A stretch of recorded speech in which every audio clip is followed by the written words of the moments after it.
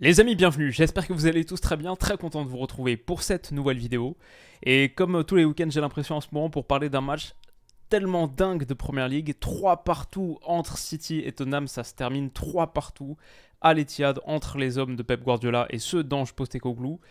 2 buts dans les 10 premières minutes, 2 buts aussi dans les 10 dernières, pour permettre aux Spurs de ramener un très très beau résultat de Manchester et éviter d'enchaîner une 4e défaite consécutive. C'était un sacré sacré match, comme souvent en ce moment, et il y a eu une grosse décision arbitrale très polémique en fin de partie à la 94e minute, dont on va reparler dans quelques instants. Mais donc 3 partout entre ces deux formations qui donc, au classement, font un peu du surplace. Et on a une course pour le titre en PL qui est en train de se dessiner, qui est vraiment pas mal. Arsenal est à 33 points parce qu'ils l'ont emporté. Liverpool aussi, dans un match fou là, quelques heures plus tôt, 4-3. Et Man City donc est à 30, 33, 31, 30. 3 équipes qui se tiennent en 3 points aux 3 premières places. Aston Villa aussi est à 29 et on a semaine prochaine, mais même pas semaine prochaine, c'est mercredi. En milieu de semaine, on a Aston Villa City du côté d'Aston Villa. Et Tottenham donc est 5e à 27 points. Ne rétrograde pas si bas que ça finalement. 26 pour Newcastle, 24 pour United. Et Chelsea qui l'a emporté contre Brighton, sacrée victoire. Et toujours 10e, 19 points, peut-être pourra avancer un petit peu plus sur les prochaines journées. Voilà pour le classement de PL actualisé. À la conclusion, c'était le dernier match de cette 14e journée de Première Ligue. Si on doit parler rapidement de ce qui s'est passé sur le terrain, déjà la première chose c'est que moi j'avais fait cette vidéo sur Tottenham il y a quelques semaines maintenant. Tottenham peut-il remporter la Première Ligue après leur début de saison qui était vraiment magique. Derrière, toutes leurs craintes se sont matérialisées avec quelques grosses blessures, quelques graves blessures.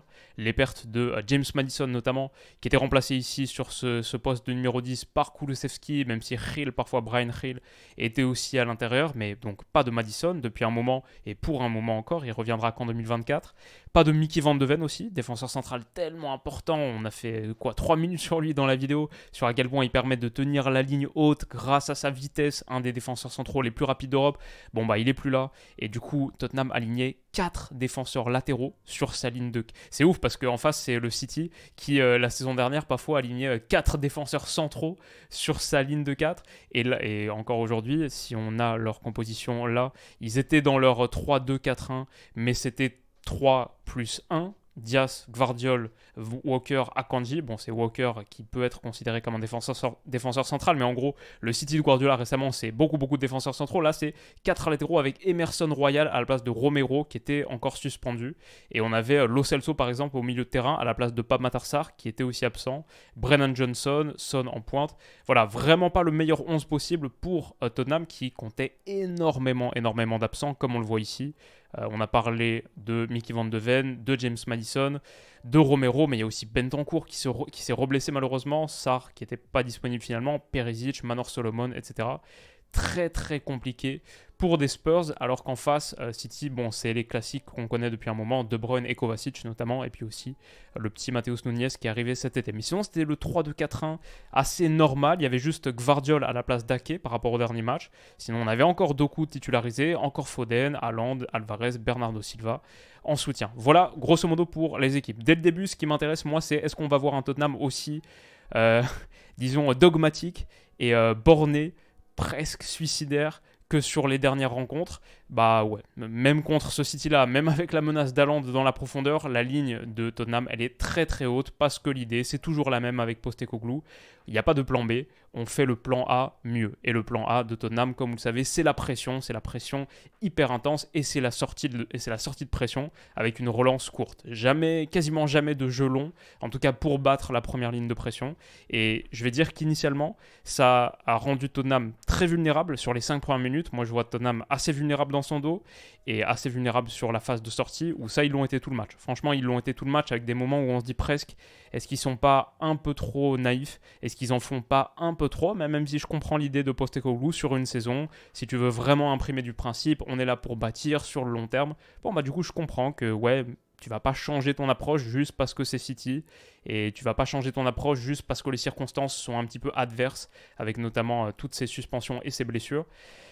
Mais il y avait des moments où voilà, cette récupération haute de Foden qui amène le premier tir cadré du match et cette situation très très dangereuse pour City, on commence à voir la tendance qui va se dessiner pendant 90 minutes.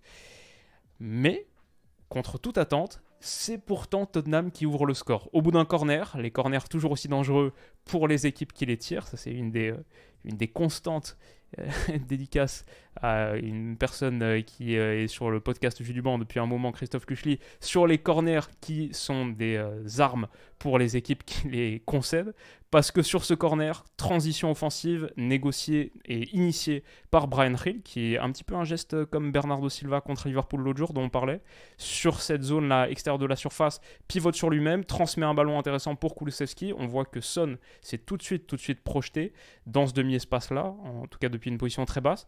Moi je trouve que le ballon initialement de Kulusevski, elle est pas très bon. Cette passe-là, elle est un petit peu trop courbée et elle va trop en direction de la ligne de touche.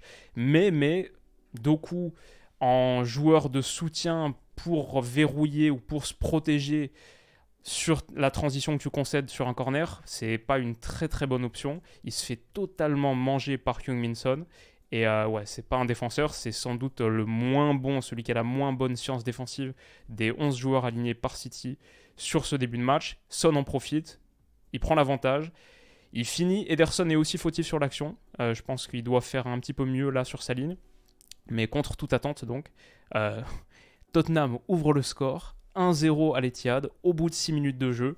Comme on l'a dit ici, sur le pivot de Bryan Gil, on voit que Son, il est tout de suite parti à la course. Il repère, il reconnaît ce genre de situation. Et maintenant, sur ce ballon, voilà, Doku, il est ici en soutien et en protection, entre guillemets. Il se retrouve dans cette position assez périlleuse pour lui, là, parce qu'il était venu jouer le corner court. Le corner qui était ici à la base, il est venu le jouer court. Ça n'a pas été joué court finalement. Et ça a été bien dégagé de la tête par, je me souviens plus qui. Mais donc, sur ce pivot de Gil, la première ligne de City est éliminée.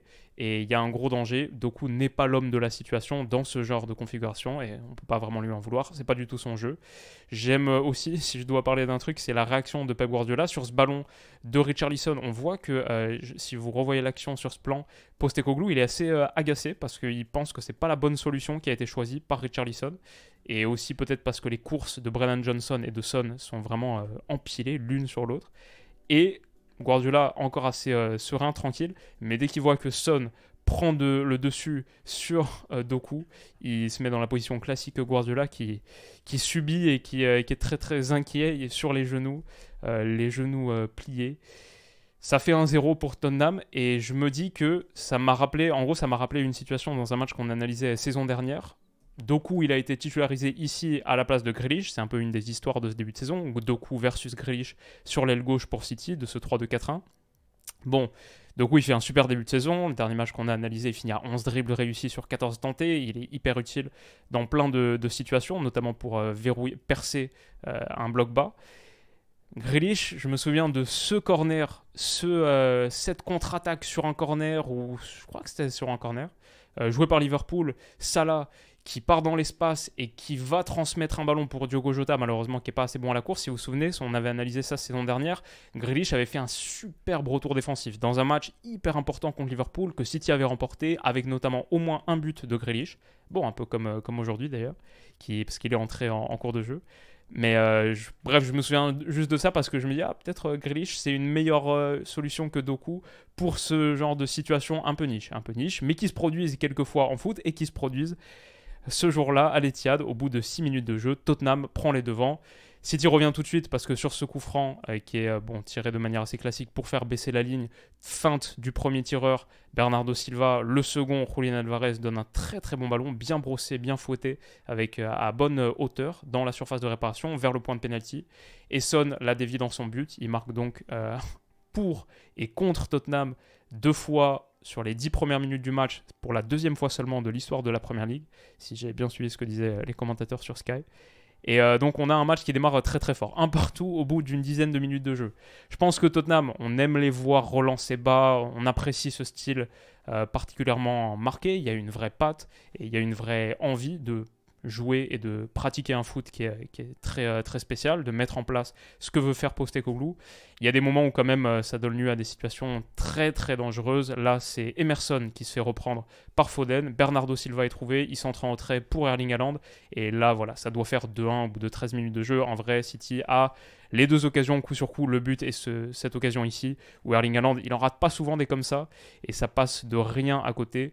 City aurait dû reprendre le dessus très vite dans ce match, et en vrai je pense que City a suffisamment d'occasions en première pour tuer définitivement le match. C'est sans doute là qu'ils doivent regretter de ne pas prendre les 3 points, peut-être plus encore que sur l'erreur arbitrale du temps additionnel dont on va reparler dans quelques minutes, parce qu'ils ont eu en vrai les situations. Ils en ont une là, ils en ont pas une là parce que Doku, qui a fait une première mi-temps assez hétérogène, avec du bon et du moins bon, qui n'a pas réussi grand-chose sur la percussion pure. Ici, il se fait reprendre par Porro, qu'il a relativement bien contenu. Et si on regarde la semaine dernière, comme on l'analysait contre Liverpool, 11 dribbles réussis par Jérémy Doku, il avait été absolument monstrueux. Le deuxième était à 3, le troisième était à 2, lui 11. Sur ce match-là, sur son heure de jeu passée avant de sortir sur blessure, donc peut-être que ça l'a un peu affecté. Peut-être que c'était un truc qui traînait depuis un moment. Il a réussi qu'un seul dribble, le petit Jérémy Doku. Donc, une soirée un petit peu moins en réussite pour lui, même s'il y a eu, au-delà des dribbles, des choses intéressantes qui sont venues de son côté. Je pense que City a un petit peu aussi, comme ce qu'on analysait contre Liverpool. Ce qui est dingue avec le football tel qu'on le voit pratiqué aujourd'hui par les équipes d'élite, notamment par Man City, qui en est la meilleure incarnation. Je trouve que ce qui est intéressant, c'est ça part toujours de cette phase de relance courte. Et après, quand ça fonctionne, quand la phase de relance réussit à battre la première ligne, on voit vraiment, ou souvent en tout cas, notamment face à un pressing haut, une attaque qui est dépliée, déroulée du premier tiers au dernier tiers de terrain de manière très fluide. Je trouve que le foot, ça ressemble de plus en plus à ça, comme je le disais la dernière fois. C'est si tu peux réussir à faire les premiers décalages de manière dans une zone un peu plus basse, comme là dans la première moitié de terrain, parce que City a cette envie, parce que Tottenham les presse, bah t'as moins de problèmes dans le dernier tiers face à un bloc bas qui serait verrouillé. Quelque part, trouver les petits espaces ici te permet d'aller attaquer les très grands ensuite. Et là, cette sortie de balle, elle est initialement ratée, comme quoi City n'a pas toujours tout bien réussi, mais peut-être que la pression de Tottenham par rapport à celle de City, qui était bien meilleure, je trouve, dans cet exercice sur ce match, par rapport à la pression de City, celle de Tottenham manquait un petit peu de punch, de second souffle ici.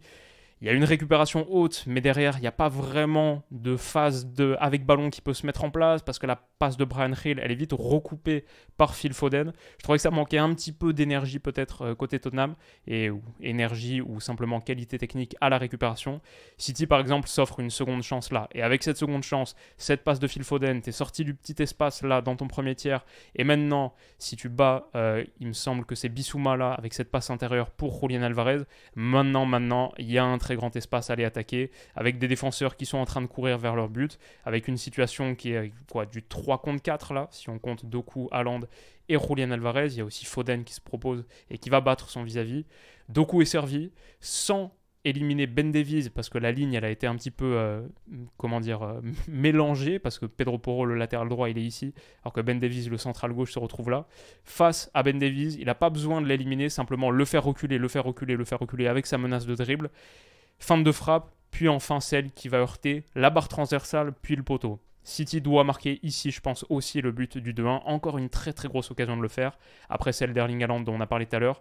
Une très grosse pour Doku et une très grosse ici aussi. Sur cette relance, il y a de la contre-pression. C'est là que City est très fort. On compte combien de joueurs ? 8 bleus là, 8 bleus ciel dans les 25-28 mètres adverses. Cette contre-pression de Gvardiol qui est quand même central gauche, défenseur central sur le papier, qui va aller gratter des ballons ici, aussi haut, dans les pieds, il me semble, de Pedro Porro. Non, pas de Pedro Porro, de quelqu'un d'autre, je ne sais pas exactement qui c'est. Mais il va gratter ce ballon haut. Haaland transmet, Doku met un ballon magnifique. Encore une fois, il n'a pas trop fait la différence par le dribble, mais en faisant reculer l'adversaire, frappe sur le poteau, sur les montants. Et ici, la passe pour Phil Foden, pour Julian Alvarez, elle est sublime.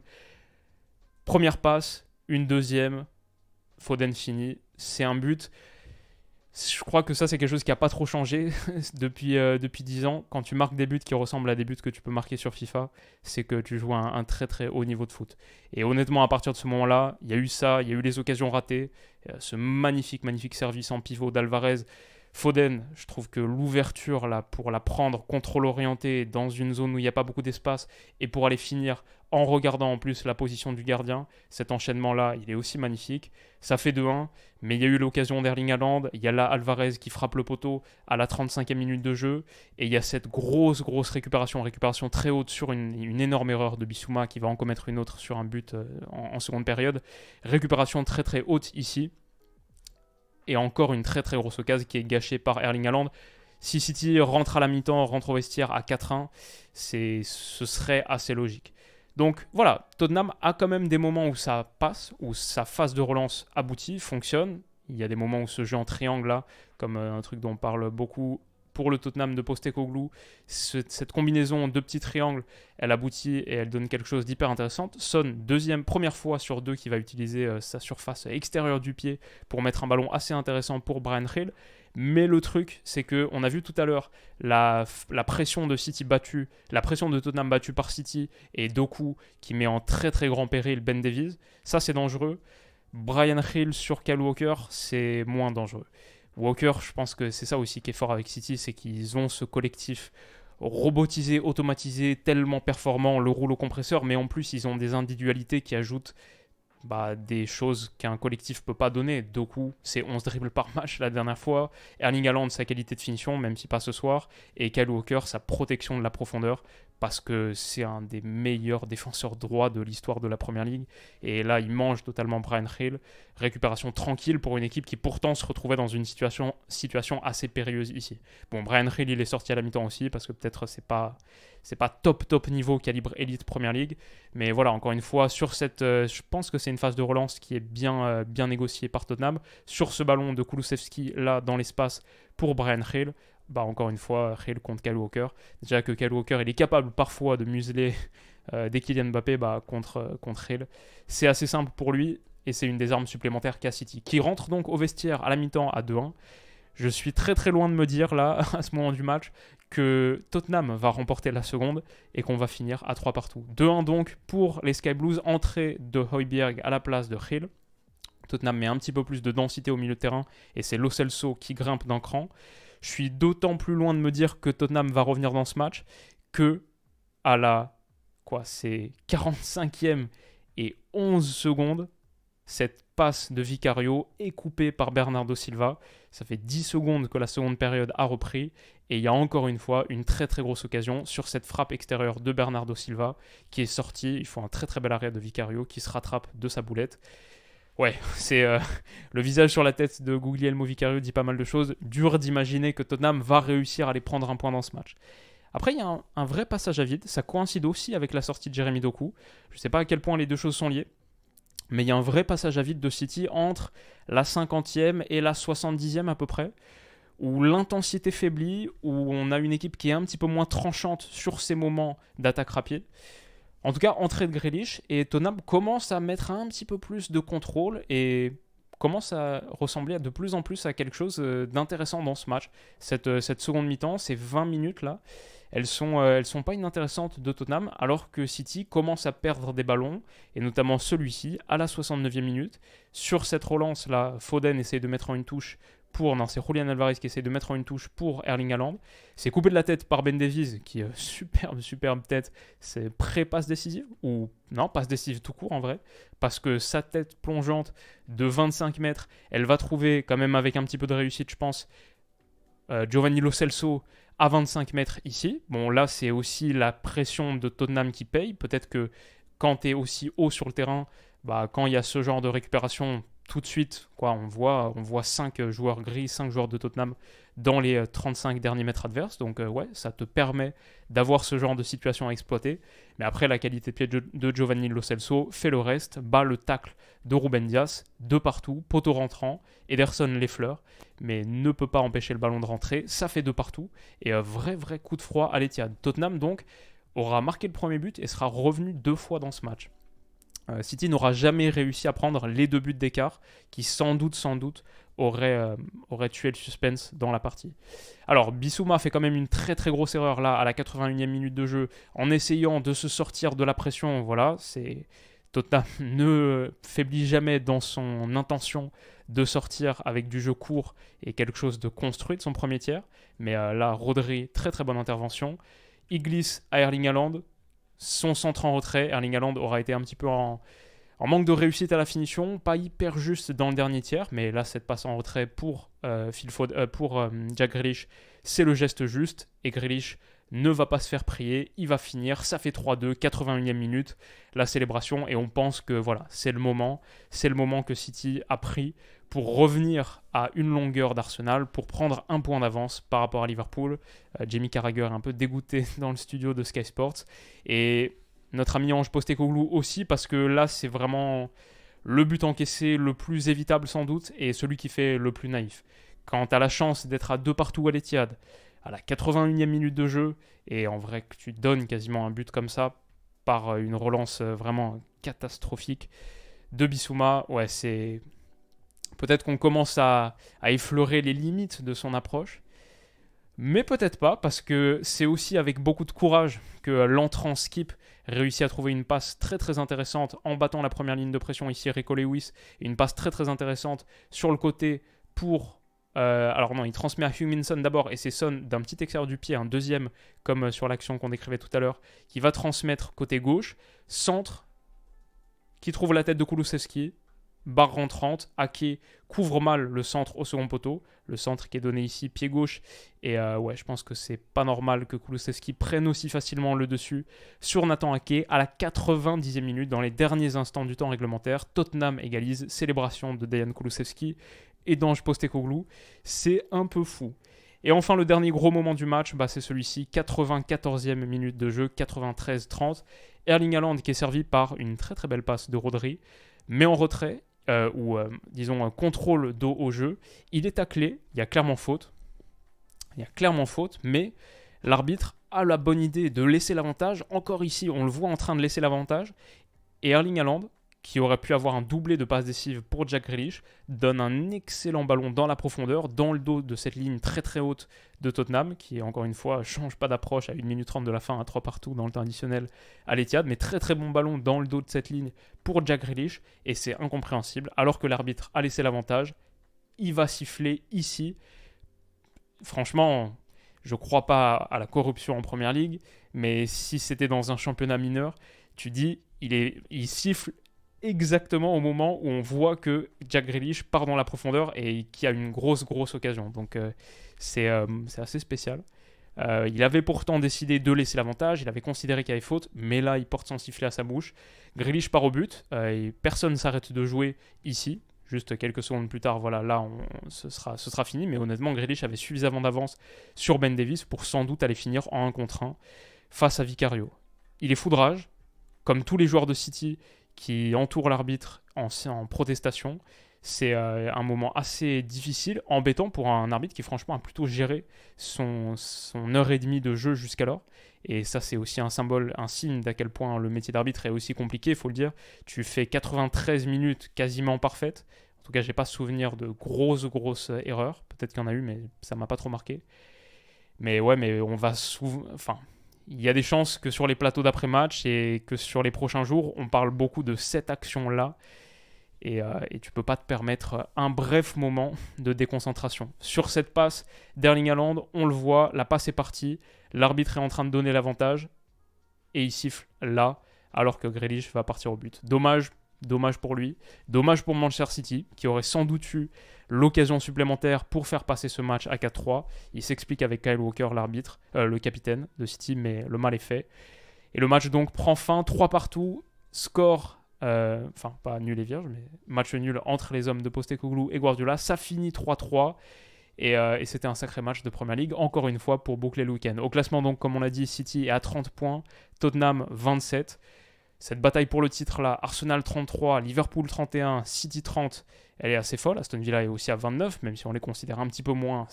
J'ai du mal à voir Aston Villa se battre pour le titre jusqu'au bout, juste parce qu'ils n'ont pas souvent été, en tout cas pas récemment, dans cette course-là. Mais si on a ne serait-ce qu'un tiercé City, Liverpool, Arsenal qui pousse la course pour le titre jusque dans ses derniers retranchements, jusqu'au moins dans les 10 dernières journées, on en aura eu pour notre argent en PL. Et en plus, les prochains matchs, Mercredi, comme on l'a dit, à 21h15, on a Aston Villa Man City, donc 4e contre 3e. Énorme match. Les Villains d'Emery et les Villains d'Emery qui sont assez fous en ce moment. Ça, c'est la journée 15. Journée 16, Arsenal Brighton et Liverpool United. Dimanche 15h et dimanche 17h30. Donc, pas mal. Et enfin, la journée d'après, 23 décembre, le moment des fêtes, 18h30, Liverpool-Arsenal. Qui pourrait être, là actuellement, c'est le top 2 de PL. Donc cette première ligue n'a pas fini de nous faire kiffer. On passe toujours de bons week-ends devant. Et c'est un plaisir de débriefer les matchs. J'espère que ça vous a plu. J'espère que vous avez passé un très bon week-end. Et on se retrouve en début de semaine pour une autre vidéo. Prenez soin de vous et à bientôt. Bisous.